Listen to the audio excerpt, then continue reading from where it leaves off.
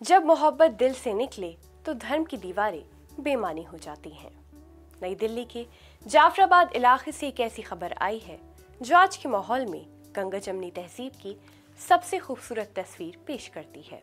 आदाब, मैं हूँ आपके साथ अमीना माजिद और आप देख रहे हैं आवाज़ वॉइस। आज की कहानी है मुस्लिम बहुल आबादी वाले अमन लेन में लक्ष्मी नारायण मंदिर की, जो वर्षों से जर्जर हालत में था। हाल ही में इसका रिकंस्ट्रक्शन हुआ और इसमें स्थानीय मुस्लिम समुदाय ने ऐसा योगदान दिया जिसने हर किसी को प्रभावित किया। दिल्ली के उत्तर पूर्वी इलाके में कुछ साल पहले सांप्रदायिक तनाव के काले बादल छाए थे, लेकिन आज वही इलाका भाईचारे की मिसाल बन रहा है। जाफराबाद का ये मंदिर न सिर्फ पूजा की जगह है, बल्कि इस बात का प्रतीक बन गया है कि जब मोहब्बत दिल से निकले तो धर्म की दीवारें बेमानी हो जाती हैं। स्थानीय लोगों का कहना है कि लक्ष्मी नारायण मंदिर का निर्माण पहली बार 1957 में हुआ। वक्त के साथ ये मंदिर इतना जर्जर हो गया कि उसकी छतें टूटने लगी।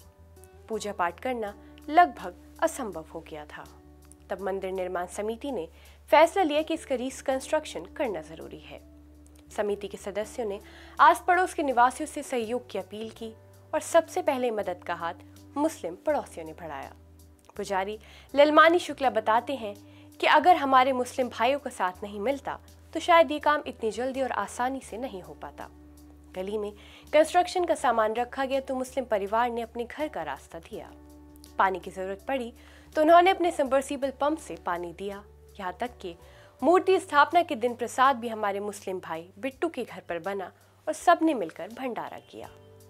पुजारी बताते हैं कि पिछले 23 साल से इस मंदिर की सेवा कर रहे हैं और मंदिर के रिकंस्ट्रक्शन पर वो भावुक होकर कहते हैं, हमने जैसे तैसे पैसे इकट्ठा किए, लेकिन असली मदद हमारे मुस्लिम भाइयों और स्थानीय विधायक चौधरी जुबैर अहमद ने की।